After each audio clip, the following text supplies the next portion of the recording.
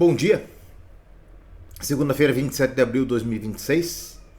Espero que você esteja bem, que bem esteja a sua família. Vou compartilhar uma palavra legal hoje. Ela está lá em Efésios, no capítulo 4. Ela diz assim, no versículo 11: E ele mesmo deu uns para apóstolos, outros para profetas, outros para evangelistas, outros para pastores e doutores, querendo o aperfeiçoamento dos santos, para a obra do ministério, para a edificação do corpo de Cristo. Maravilha. Aqui Paulo começa lá no versículo 1, dizendo assim: Rogo, pois eu, o preso do Senhor, estava na cadeia, que andeis como é digno da vocação que fostes chamados. Aqui ele fala de obras e de comportamento, com toda humildade, mansidão, longanimidade, suportando-vos uns aos outros em amor, procurando guardar a unidade do Espírito pelo vínculo da paz. Ok. Então, vamos nós. O título da ministração hoje está lá em João 10:11. Eu sou o bom pastor da vida pelas ovelhas.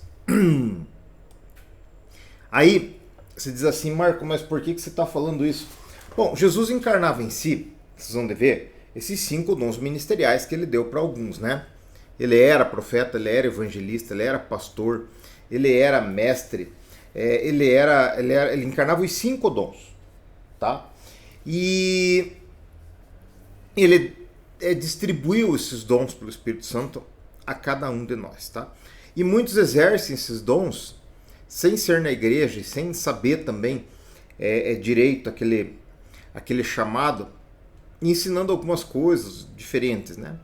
Veja, o que eu quero dizer para vocês é o seguinte, acompanhe o raciocínio comigo aqui. Existem pessoas e pessoas no mundo, e esse é o tema central da ministração de hoje. E eu queria assim que a gente estivesse fazendo uma análise de como que as pessoas que passaram pela sua vida ficaram depois que conviveram com você e comigo, tá? Porque isso é muito importante. Eu sempre falo assim que pelos frutos os conhecereis, né? E os nossos frutos são os filhos, são as nossas obras no Espírito Santo, o nosso comportamento, tudo aquilo que a gente produz, né, permanentemente é fruto. O produto é diferente, que o produto se faz ele uma vez, né? E o fruto você vai renovando. Então veja bem,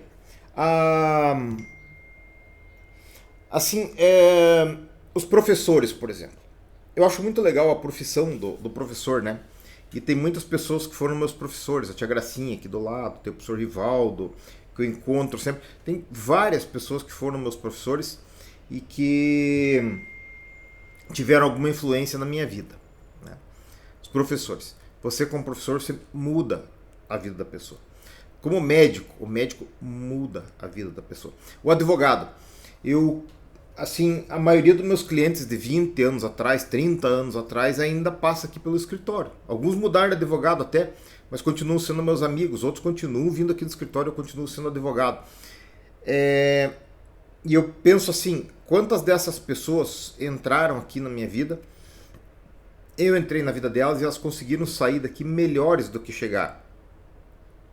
E assim também nas células, na igreja, nos estudos, nos cursos de casais, em tudo aquilo que eu pude influenciar na vida de uma pessoa, será que as pessoas saíram melhores do meu convívio do que entraram? Porque veja um exemplo de Jesus. As pessoas chegavam até Jesus e nunca saíam iguais. O cego saía vendo, o coxo saía andando, o morto ressuscitava, o doente saía curado. As pessoas aprendiam, ouviam a palavra. Então quem se chegava perto de Jesus saía com alguma virtude. E ele critica muito os pastores que tiram a lã das ovelhas, né?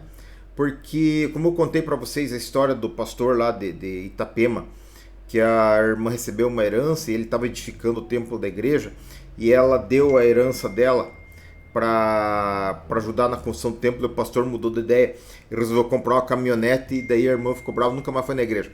Então veja, se você analisar assim, as pessoas que passam pela igreja, pela sua vida, pela sua célula, por uma aula, mesmo pela sua casa, como que elas saíram desse convívio? Será que elas saíram melhores do que entraram? Ou será que saíram machucadas, exploradas, feridas, né? Todo dia se vê a história de gente ferindo os outros aí, né? Abusos de toda sorte, logros, né? Você acha que uma pessoa que o cara logra ela e toma um dinheiro dela sai do mesmo jeito? A pessoa sai humilhada, traumatizada, envergonhada, triste, né? Se sentindo burra. Então, como que as pessoas que convivem com a gente saem desse convívio? Elas têm saído melhores, elas têm saído felizes, elas têm saído edificadas, elas têm saído mais ricas em alguma forma, de alguma maneira, elas têm levado alguma parte boa da gente? Ou nós temos sido pessoas que temos explorado os outros, vampirizado os outros e soltamos o bagaço na sociedade? Não é assim que acontece às vezes? O cara toma o dinheiro da pessoa, o cara bate, o cara abusa, o cara xinga, o cara manipula, o cara humilha, toma as coisas dos outros. E aí? Será que vale a pena? Tenho visto muitas igrejas ricas por aí hoje, né? E os membros vão entrando membros e saindo membros machucados, membros que não têm assim nenhuma coisa boa para contar depois, membros que foram explorados na igreja, para algum motivo, assim, para que um pastor, para que um líder ganhasse dinheiro.